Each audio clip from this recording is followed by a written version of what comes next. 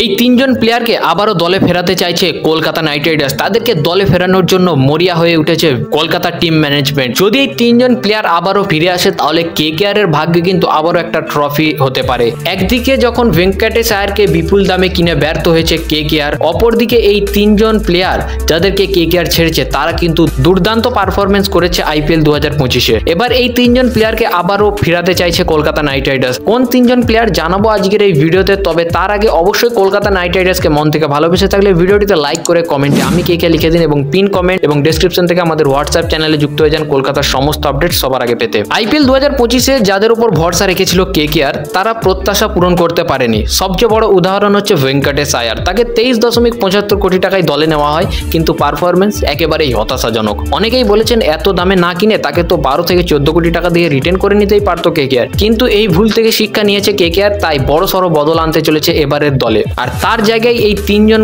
প্রাক্তন নাইটকে আবারও দলে ফেরাতে চাইছে কেকেআর। প্রথম যে প্লেয়ারের নাম করব তিনি হচ্ছেন ফিল সল্ট। হ্যাঁ, নামটা শুনে হয়তো আপনি অবাক হয়ে যাচ্ছেন যে ফিল সল্ট কিভাবে দলে আসতে পারে। ভিডিওটা সম্পূর্ণ দেখুন, আপনি জানতে পারবেন। ফিল সল্ট 2025-এ আরসিবির হয়ে কিছু ম্যাচে স্টার্টিং করেছে এবং ভালো পারফরমেন্স করেছে, কিন্তু তারপরে বেথেলকে সুযোগ দেয় আরসিবি, ফিল সল্টকে বেঞ্চে বসিয়ে দেয়, যার কারণে অবশ্যই ফিল সল্ট একটু অসন্তুষ্টিতে রয়েছে। ফলে আরসিবি যদি তাকে ড্রপ করে তাহলে কিন্তু কলকাতা তাকে টার্গেট করবে অবশ্যই। তাই প্রথম নাম হবে ফিল সল্ট, কারণ কেকেআর তাকে ছেড়ে যে আফসোসটা করছে এখন সেটা আমরা কেকেআর ফ্যানেরা ভালোভাবে বুঝতে পারছি এবং কেকেআর ম্যানেজমেন্ট আরো ভালোভাবে বুঝতে পারছে।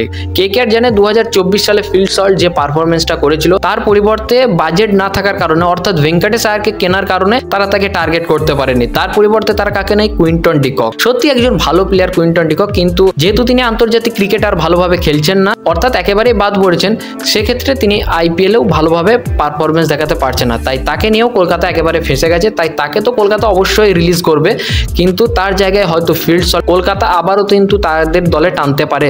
আর দ্বিতীয় যে প্লেয়ারের নাম করব তিনি হচ্ছেন মিচেল স্টার্ক। যদিও দিল্লি মিচেল স্টার্ককে ছাড়বে কিনা তার সন্দেহ আছে, কিন্তু যদিও 10 কোটি টাকার খেলোয়াড়, তবুও দিল্লি বাজেটে আনার জন্য হয়তো তাকে ছেড়ে দিতে পারে, কিন্তু মনে হচ্ছে দিল্লি তাকে ছাড়বে না। কিন্তু যদি মিচেল স্টার্ককে ছেড়ে দেয় তাহলে কেকেআর মিচেল স্টার্কের উপর সবার আগে বাজি ধরবে। 2026-এর মিনি অকশনে আমার মত বলছে যে মিচেল স্টার্ককে যে কোনো মূল্যে কিনতে চাইবে কলকাতা নাইট রাইডার্স। কেকেআর এর এবছরে যদি কোনো সমস্যা হয়ে থাকে সেটা হচ্ছে পেস আক্রমণে প্রচুর কিন্তু তাদের ঘাটতি রয়েছে। আর মিচেল স্টার্ক 2024 সালে কেকেআরকে চ্যাম্পিয়ন করতে বড় ভূমিকা পালন করেছিল। প্রথমের ম্যাচগুলিতে তিনি ভালোভাবে পারফরমেন্স দেখাতে পারেনি, এটা ঠিক, কিন্তু শেষের ম্যাচগুলি আশা করি আপনাদের প্রত্যেকের মনে আছে। তাই মিচেল স্টার্ককে তারা কিন্তু টার্গেট করতে পারে। আর যদি মিচেল স্টার্ককে দিল্লি না ছাড়ে, তাছাড়া মুম্বাই যদি ট্রেন্ট বোল্টকেও ছেড়ে দেয় তাহলে কেকেআর তাকেও কিন্তু টার্গেট করবে। কেকেআর এর একজন লেফট আর্ম পেসারের খুব প্রয়োজন, তাই টি নটরাজনও কিন্তু কেকেআর এর টার্গেটে রয়েছে, কারণ এই সম্পূর্ণ আইপিএল 2025-এ তাকে কিন্তু দিল্লি বেঞ্চে বসিয়ে রেখেছে এবং তার পরিবর্তে মিচেল স্টার্ককে যেহেতু তারা এত টাকা দিয়ে কিনেছে এবং টি নটরাজনকে তারা 10 কোটি টাকা দিয়ে কিনেছিল,